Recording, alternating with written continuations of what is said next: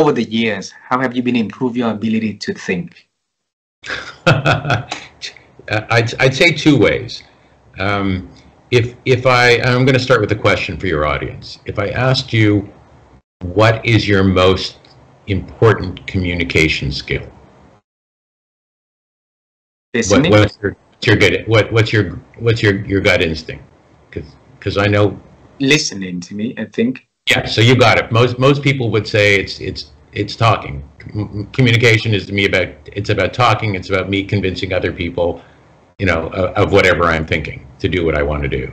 But I think you hit the nail on the head. The most important skill, if you want to succeed, is you're developing your ability to listen and to shut off your immediate brain reaction to respond while you're listening and think about what you're hearing.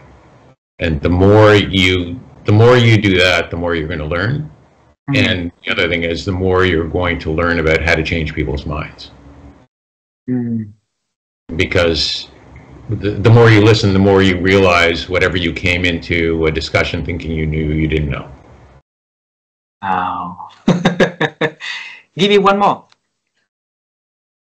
One more. The thing that you practice to improve your ability to think. Yeah, so listening is really important, and I'm still working on it. I have to say, I'm 68 years old, still working on my listening.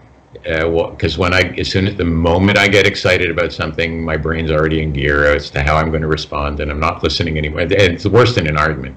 You listen to arguments these days, nobody's listening, and that's why nobody's convincing anybody of anything. I'd say one of the ways to slow yourself down is take a pencil and a paper when somebody else is talking and write down some of their key points. It forces you to shut up and actually listen to what they're saying. Now, you're not going to do this in a normal conversation, but in a business environment, fantastic. I learned this from one of my partners. He's probably the best listener I ever met. He has all kinds of other personality deficiencies, but he happens to be an excellent listener. So it was a skill I picked up. So the other thing I would say is read as much as you can. Again, but don't just read. If you don't apply, you don't get anything. Most of what you read, and even most of what you hear is going to go in one ear and pretty much out the other. And somebody once famously said, I believe, when I listen to a speech, I usually walk away, and within 2 days, I can't remember anything the speaker said. The only thing I remember is the way they made me feel. Yeah. So if you're looking to convince someone of anything, you have to get past the logic and into the feelings. And the best way to do that, again, isn't with logic and facts, it's with stories. Yeah. So the more you can story tell, the more you are able to be convincing. So listening, reading, and make it become storytelling. So that is... Storytelling and in a way that triggers emotional response. Got it. And my fiction has really helped me with that. Mm.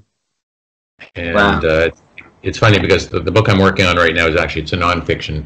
The working title of the book is called "Do You Read Me?" Do you read me?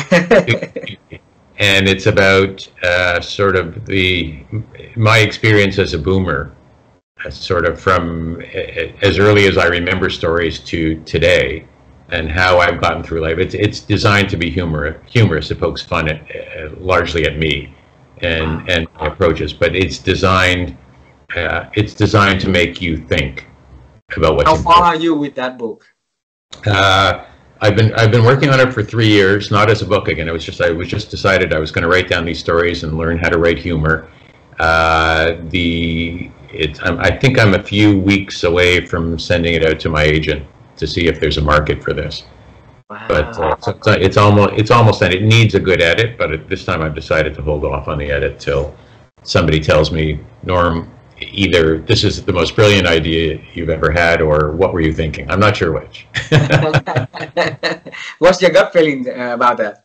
My gut, well, all I'll tell you is my mother loves it, but my mother, who's 92, loves it, but my mother thinks thinks I've never made a mistake in my life. She thinks, that's why I always start with her, because I'll never get a criticism for her. When I want criticism, I have some friends, I'll send it to you, and they'll say, "What were you thinking?"